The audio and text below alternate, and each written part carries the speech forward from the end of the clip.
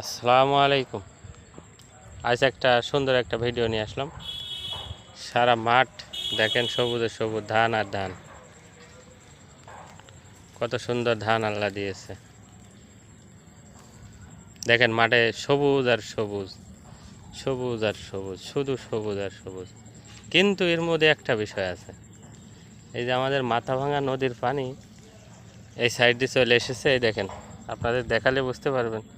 এই দেখেন মাথাভাঙা নদীর পানি এই ধানের ভিতরে। এখন আল্লাহ ভালো জানে ধান আমাদের হবে কি হবে না। দেখেন এই যে এই সোডা ইব্রাহিমপুর গ্রাম চলে গেছে এই নদীটা। আর এই সাইডে আপনার তাকাইলে এটা একটা মেন্ডের ডোপ। দেখেন পানি কি হারে ঢুকছে, গাঙের পানি, এক কথা মাথা ভাঙা নদীর পানি।